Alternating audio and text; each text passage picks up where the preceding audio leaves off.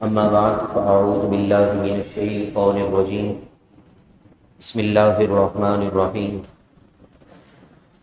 اهدنا الصراط المستقيم صراط الذين أنعمت عليهم غير المغضوب عليهم ولا الضالين إن الله وملائكته يصلون على النبي يا أيها الذين آمنوا صلوا عليه وسلموا تسليما اللهم صل على سيدنا ومولانا محمد معدن الجود والكرم وآله وصحبه وبارك وسلم هو الحبيب الذي ترجى شفاعته لكل هول من الأهوال مقتحم يا من يشفع عند حضرة طه اشفع لنا يا أوجه الشفعاء نظرت إلى بلاد الله جمعا كخردلة على حكم اتصالي فریاد امتی جو کرے حال زار میں ممکن نہیں کہ خیر بشر کو خبر نہ ہو مفت پالا تھا کبھی کام کی عادت نہ پڑی اب عمل پوچھتے ہیں ہائے نکما تیرا خلق کے حاکم ہو تم رزق کے قاسم ہو تم سے ملا جو ملا تم پہ کروڑوں درود کیا دبے جس پہ حمایت کا وہ پنجہ تیرا شیر کو خطرے میں لاتا نہیں کتا تیرا رب العالمین کا کرم اور اسی کا فضل کہ اس نے ایک مرتبہ پھر مجھے اور آپ کو پیارے آقا صلی اللہ علیہ وسلم کی پیاری سیرت کو سماعت کرنے کے لیے جمع کیا۔ دعا کیجیے اللہ رب العزت ہم سب کو سیرت مصطفیٰ کے عنوان کو سمجھنے کی توفیق عطا فرمائے اور مقام مصطفیٰ اور حضور کے نام پر فدا ہونے والی زندگی نصیب فرمائے۔ میرے پیاروں محترم بھائیوں، حضور علیہ الصلاۃ والسلام کی زندگی کا ہر سال، ہر دن، یوں کہہ لیجیے ہر لمحہ الگ عنوان پر مشتمل ہے، اور ہم پیارے آقا صلی اللہ علیہ وسلم کی پر نور سیرت میں سے جو اہم واقعات چیدہ ہیں ان کو ہم سماعت اس نیت سے کر رہے ہیں تاکہ ہمارے ذہن میں ہمارے نبی آخر الزماں محمد مصطفیٰ صلی اللہ تعالی علیہ وسلم کی پیاری سیرت ایک دفعہ زندگی میں ایک بار ہماری نظر سے گزر جائے۔ بیت رضوان چھٹے سن ہجری میں ہوا، اور وہ ایک درخت ہے کہ جس کے نیچے 1400 صحابہ کرام علیہم رضوان کو اللہ کے نبی نے جمع فرمایا اور اس بات پر بیعت کی کہ تم مرتے دم تک دین کے وفادار رہو گے، میرے وفادار رہو گے، اور اللہ تبارک و تعالیٰ کے دین کا جھنڈا ہمیشہ بلند رکھو گے۔ اس وقت گرچہ 1400 صحابہ تھے، مگر یہ بیعت اور یہ محبت ہر رسول اللہ کے غلام صحابہ کے سینے میں موجود تھا۔ اس وقت ظاہری طور پر تو 1400 موجود تھے جنہوں نے رسول اللہ صلی اللہ علیہ وسلم کے ہاتھ مبارک پر بیعت کی۔ وہ بھی کتنا پیارا لمحہ ہوگا کہ آج اگر دنیا کا کوئی شخص کسی اللہ کے مقرب کے ہاتھ میں ہاتھ ڈال کر بیعت کرتا ہے تو اپنے لیے فخر محسوس کرتا ہے، مگر آپ اس بات سے اندازہ لگائیے کہ محبوب کبریا جن کے لیے اللہ نے ساری کائنات بنائی ہے، ان کے ہاتھ میں ہاتھ ڈال کر صحابہ کرام علیہم رضوان نے بیعت لی، اور وہ بھی اس بات پر کہ یا رسول اللہ آپ کے دین کا وفا کریں گے، آپ کے دین کو ہم ہر اعتبار سے، ہر دین پر، ہر کام پر، ہر چیز پر مقدم کرنے کی کوشش کریں گے۔ اور بیت رضوان کے اندر جہاں دین کی سربلندی کا وفا ہے، عشق و محبت کی باتیں ہیں، وہیں حضرت عثمان غنی رضی اللہ تعالیٰ عنہ کے عشق اور آپ صلی اللہ علیہ وسلم سے جو حضرت عثمان کو الفت و محبت تھی، اس کا سبق اور اس کا درس بھی ہمیں سننے کو ملتا ہے۔ چنانچہ حضرت عثمان غنی رضی اللہ تعالی عنہ، آپ کی توجہ میری طرف، حضرت عثمان غنی رضی اللہ تعالی عنہ جب مکے پہنچ گئے اور آپ کو کفار مکہ نے یہ آفر کی کہ آپ جائیے، خانہ کعبہ سامنے ہے، اور دیوار یعنی خانہ کعبہ کے پیارے مقدس جگہ کو، اس طرح دیوار کی جگہ پرزے پرزے کو، حصے حصے کو دیکھ کر پہلی نظر میں جو دعا مانگی جاتی ہے قبول ہو جاتی ہے، تو آپ دعائیں مانگیں، صفا مروہ کی سعی کریں، حج بیت اللہ یعنی عمرہ کی آپ ادائیگی کریں، مقام ابراہیم کی زیارت کریں، تو آپ کو اجازت ہے، کیونکہ آپ کے بہت سے احسانات ہیں ہم پر۔ کافر ہو کر بھی حضرت عثمان کے احسان کو سمجھ گیا، مگر افسوس ہم مسلمان ہو کر بھی حضور کا احسان نہ سمجھ سکے۔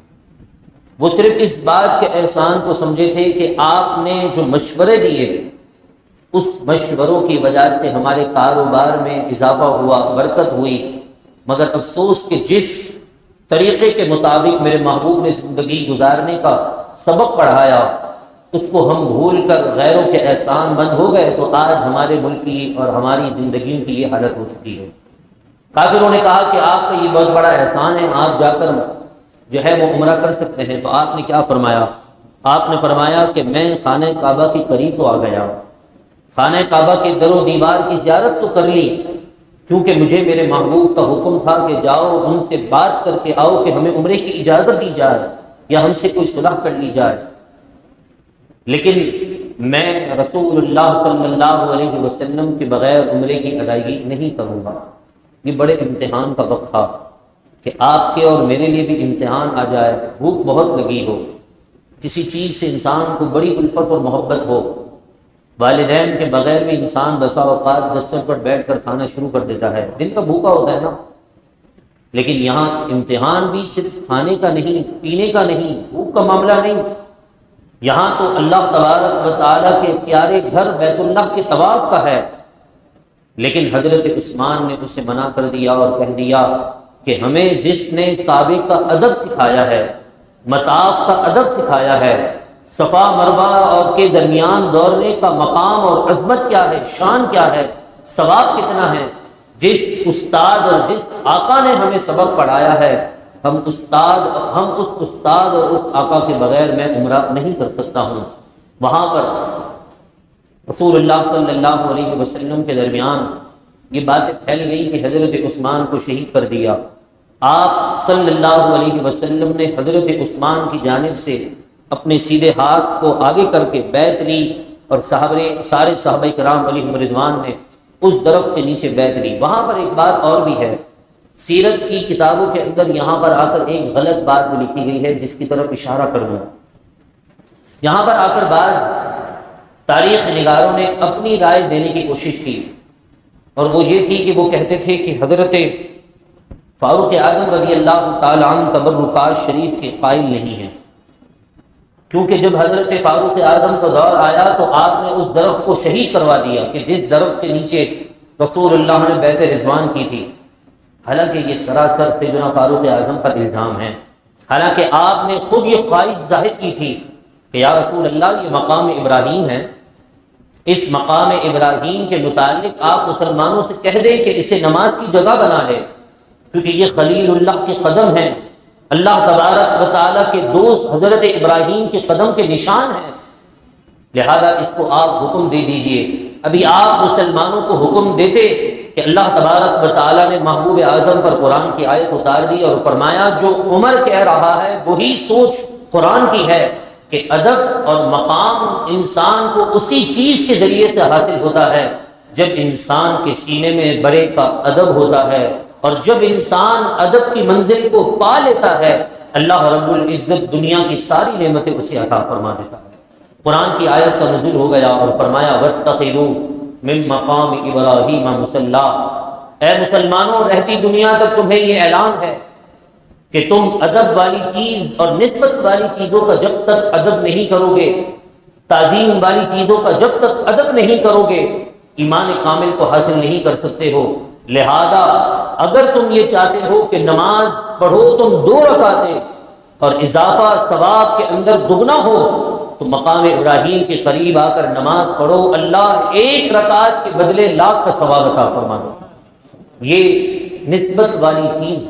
اللہ کے محبوب کو بھی بڑی ہی پسند تھی۔ تو یہ جو الزام تھا اس کا جواب بہت ہی پیارا ہے، قرآن نے خود اس کا جواب دیا کہ یہ آیت حضرت عمر رضی اللہ تعالیٰ عنہ کی سوچ کے مطابق کہ آپ کا یہ ارادہ تھا، رب نے قرآن کی آیت کا نزول فرما دیا تھا۔ تو پھر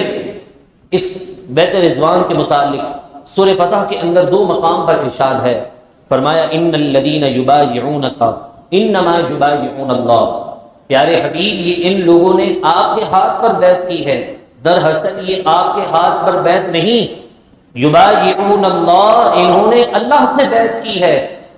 ید اللہ فوق ایدیہم، آپ کا ہاتھ سارے صحابہ کے اوپر تھا، گویا یہ آپ کا ہاتھ نہیں، ید اللہ فوق ایدیہم،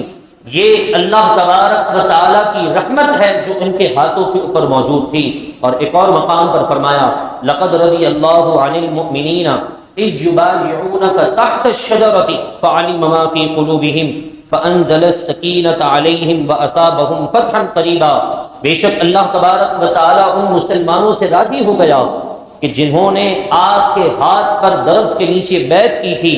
کیونکہ اللہ تبارک و تعالیٰ ان کے دلوں کے حال کو جانتا ہے۔ فانزل السکینہ، رب نے ان پر اطمینان اور سکون کو نازل کر دیا، واثابہم فتحا قریبا، اور اللہ جلد انہیں فتح مبین عطا فرمانے والا۔ اور اسی واقعے سے متصل انہی لمحات میں صلح حدیبیہ، اور وہ مقام بھی حدیبیہ کا تھا جہاں وہ درخت تھا، بیعت رضوان ہوئی، اسی مقام پر حدیبیہ کی جو صلح تھی، ایگریمنٹ، معاہدہ، رسول اللہ صلی اللہ علیہ وسلم، صحابہ اور کافروں کے درمیان ہوا تھا۔ اس کے اندر 7 شقیں موجود ہیں، جو 7 کی 7 بظاہر مسلمانوں کے اگینسٹ جا رہی تھی، لیکن اس کے لیے ہوا یہ کہ رسول اللہ صلی اللہ علیہ وسلم کی بارگاہ میں ایک ایسا شخص آیا جو مسلمان تو نہ تھا مگر حضور سے محبت رکھتا تھا اور صحابہ کرام علیہم رضوان کے لیے سینے میں ادب رکھتا تھا۔ اس کا نام بدیل بن ورقہ ہے۔ یہ یہودی قبیلے کا ایک شخص تھا۔ اس نے رسول اللہ صلی اللہ علیہ وسلم سے اس بات پر عہد کر لیا تھا کہ میں کبھی آپ کے دشمنوں کا ساتھ نہیں دوں گا، وقت پڑا تو آپ کا ساتھ دوں گا مگر آپ کے دشمنوں کا ساتھ کبھی نہ دوں گا۔ اس لیے حدیبیہ کے مقام پر وہ شخص آ کر کہنے لگا، یا رسول اللہ، میرے لیے کوئی حکم ہو تو مجھے بتا دیجیے۔ رسول اللہ صلی اللہ علیہ وسلم نے اس بدیل بن ورقہ نامی شخص کو کفار کے پاس بھیجا اور کہا کہ قریش مکہ سے کہہ دو، کفار مکہ سے کہہ دو کہ ہم عمرے کی نیت سے آئے ہیں، ہمیں عمرے کی ادائیگی کرنے دیا جائے، اور اگر عمرہ کر وعدہ کر لو کہ ہمارے اور تمہارے درمیان کسی قسم کی کوئی جھڑپ نہیں ہوگی، کوئی لڑائی نہیں ہوگی۔ وہ بدیل بن برقہ رضی، یعنی جو یہودی قبیلے سے تعلق رکھنے والا وہ شخص بدیل نامی شخص تھا، وہ رسول اللہ صلی اللہ علیہ وسلم کی جماعت سے نکل کر کافروں کے پاس جا کر رسول اللہ کا یہ پیغام دیتا ہے اور کہنے لگا، اے قریش والو، اگر تم سننا چاہتے ہو تو میں تمہیں ایک اہم پیغام دینے کے لیے آیا ہوں، اور وہ پیغام محمد بن عبداللہ کی طرف سے ہے صلی اللہ تعالی علیہ وسلم۔ لوگوں نے کہا کہ ہمیں ان کی کوئی بات نہیں سننی، ان کا کوئی میسج ہمارے لیے قابل قبول نہیں۔ وہ بعض قسم کے جو نوجوان اس وقت جو تھے وہ اس شخص کو پریشان کرنے لگے۔ اس نے کہا کہ ایک مرتبہ میری بات سن لو، سمجھ آ جائے تو اس معاہدے پر عمل کر لینا، اور اگر سمجھ نہ آئے تو میں پھر اپنے منزل کی طرف واپس چلا جاتا ہوں۔ لوگوں نے کہا کہ اچھا یہی بات ہے تو ذرا سناؤ کہ بات کیا ہے، تم کون سا پیغام لے کر آئے ہو؟ اس نے سارے قریش کے بڑے بڑے سرداروں کو جمع کیا، ساری کمیونٹی کفار کی جمع ہو گئی، جتنے بھی دین دشمن لوگ تھے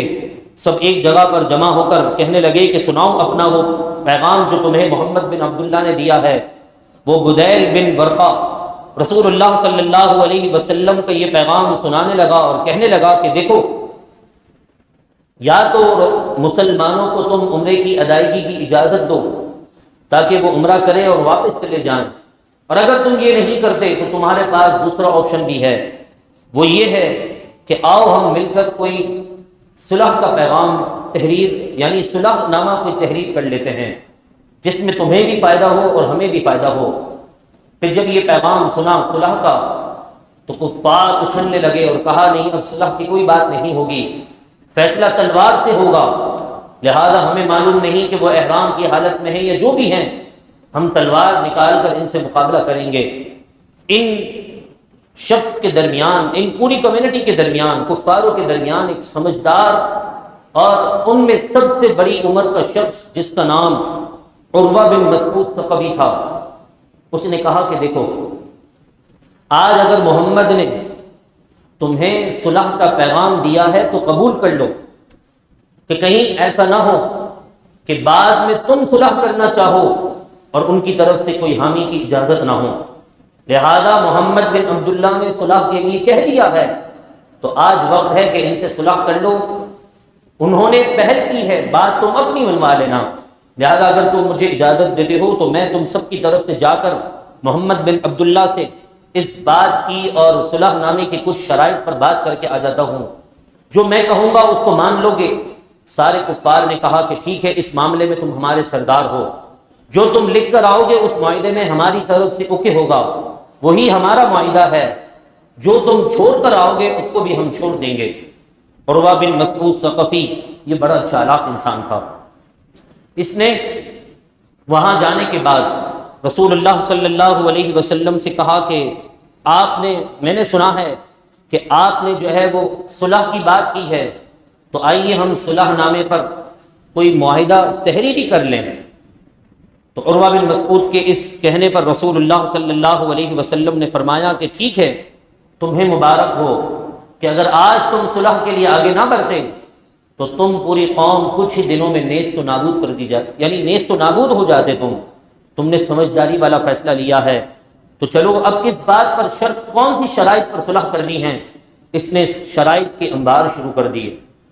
جس میں سے ایک بھی مسلمانوں کے حق میں بظاہر نہ تھی، لیکن اللہ تبارک و تعالیٰ کا حکم تھا، اس کے حبیب علیہ الصلاۃ والسلام کا مسلمانوں کے لیے حکم تھا، اور رب کے ہر حکم کے اندر ہزاروں نہیں لاکھوں حکمتیں ہوتی ہیں، اس کے محبوب کے ہر طریقے میں لاکھوں حکمتیں ہوتی ہیں، جن حکمتوں تک ہمارا ذہن پہنچنا بڑا دشوار ہوتا ہے، کبھی کبھی ہمارے لیے وہ معاملہ بڑا مشقت ہو جاتا ہے۔ لیکن مسلمانوں کے خلاف جب بھی بات جا رہی تھی تو حضرت عمر رضی اللہ تعالیٰ عنہ چونکہ بڑے بہادر تھے، جنگجو تھے، وہ رسول اللہ کے پاس آ کر کہنے لگے کہ یا رسول اللہ ذرا یہ بتا دیجئے کیا ہم حق پر نہیں؟ رسول اللہ نے جواب دیا کہ عمر ہم حق پر ہیں، کیا آپ اللہ کے سچے رسول نہیں؟ رسول اللہ نے جواباً کہا عمر جی میں اللہ کا سچا رسول ہوں، کیا ہمارا دین دین برحق نہیں؟ حضرت عمر کے اس سوال پر میرے محبوب نے تسلی سے جواب دیا اور پھر کہا کہ اگر ہاں آپ سچے نبی ہیں، ہمارا دین سچا ہے، اور کیا آپ نے ہم سے مدینے سے نکلتے وقت یہ نہ فرمایا تھا کہ ہم عمرہ کریں گے، صفا مروہ کے درمیان سعی کریں گے، زمزم پئیں گے، تو کیا یہ آپ کی بات سچی نہ تھی؟ تو میرے محبوب نے فرمایا کہ عمر میں یہ ابھی بھی کہہ رہا ہوں کہ ہم عمرہ بھی کریں گے، صفا مروہ کے درمیان سعی بھی کریں گے، زمزم سے اپنے کلیجوں کو ٹھنڈا بھی کریں گے، مگر میں نے اس سال کی قید نہیں لگائی، لہذا عمر تھوڑے سے ٹھنڈے دماغ کے اعتبار سے سوچو۔ جب یہ بات کہی تو حضرت عمر ہوش میں آیا اور معافی مانگتے ہوئے کہنے لگے یا رسول اللہ اگر آپ کے رب کا اور آپ کا حکم ہے تو عمر تو کیا ہزاروں عمر ہوتے تب بھی آپ کے حکم پر اپنی گردن جھکا دیتے، میں آپ سے اس اپنی بے ادبی پر معافی کا طلبگار ہوں۔ حضرت عمر فوراً سمجھ گئے کہ کہیں ایسا نہ ہو یہودیوں کی طرح ہم پر بھی اللہ کا عذاب آ جائے، کہ انہوں نے اپنے نبی سے بیجا سوال شروع کر دیے جن کا مقصد حق کی تلاش نہ تھی، جن کا مقصد لوگوں کے درمیان فتنہ برپا کرنا تھا۔ حضرت عمر نے فوراً گردن جھکا دی اور کہا یا رسول اللہ جیسا آپ کہتے ہیں ہم ویسا کرنے کے لیے تیار ہیں۔ وہ شرائط کیا ہیں جو بظاہر مسلمانوں کے خلاف تھی، جن سے حضرت عمر تیش میں آ گئے اور آپ رضی اللہ تعالی عنہ حضور سے یہ اس طرح کا مکالمہ کرنے پر مجبور ہو گئے، وہ انشاءاللہ العزیز اگلے جمعۃ المبارک کو ان لمحات میں ہم وہ شرائط سنیں گے، اور آج ان شرائط کو سننے کے بعد پھر ہم غور کریں گے کہ آج جو مسلمانوں کے ساتھ رویہ کیا جا رہا ہے کیا ایسی شرائط مسلمانوں کے ساتھ تو نہیں ہو رہی؟ کیا یہ تو نہیں کہ ہم اس طرح کی باتیں کر کے اپنی چھوٹی سی غلط باتوں کو صلح حدیبیہ کا نام تو دے کر اس پیارے مقام کو بدنام تو نہیں کر رہے؟ حالانکہ دنیا کے ذلیل ترین لوگوں میں سے وہ شخص ہوگا جو اپنی نسبت کو اور اپنے غلط کام کو رسول اللہ کی طرف منسوب کرتا ہے، یا اپنے غلط معاہدے کو رسول اللہ کے اس پیارے معاہدے کی طرف منسوب کرتا ہے۔ ایسے یہودی ایجنڈوں سے آج مسلمانوں کو اپنا دامن بچانے کی بے حد ضرورت ہے۔ دعا کیجیے اللہ تعالی ہم سب کو عقل سلیم عطا فرمائیں، اور جو مہنگائی کا طوفان جن بدبختوں نے ہمارے ملک میں لے کر آئے ہیں، جنہوں نے ہمارے ملک کو لوٹ رہے ہیں، جس بھی ادارے سے تعلق ہے ان کا ہاتھ اٹھائیے، دعا کیجیے اے اللہ سب کو تباہ و برباد فرما دے اور سب کو عبرت کا نشان بنا دے، اور جنہوں نے غلامان مصطفیٰ اور اسلام کے نام پر بننے والے پاکستان کو بدنام کیا، یہاں کے رہنے والے عاشقان مصطفیٰ کے خون اور پسینے کو نچوڑ دیا، اے اللہ انہیں بھی عبرت کا نشان بنا دے، اور ہمارے لیے اس مہنگائی میں صبر، بردباری، برداشت اور جو سفید پوش ہیں ان کے عیبوں کو مولا اپنے کرم سے ڈھک دے، اور ہر اعتبار سے ہمیں رحمت والی اور برکت والی زندگی عطا فرما، اور رزق حلال میں وسعت نصیب فرما۔ گفتگو کے دوران کوئی بات، کوئی جملہ جس سے توبہ لازم ہو یا آپ کی دل آزاری ہوئی ہو، میں معافی کا طلبگار ہوں، یا پھر مجھ پر توبہ لازم ہو تو اللہ تبارک و تعالی میری توبہ قبول فرمائے، آمین۔ وما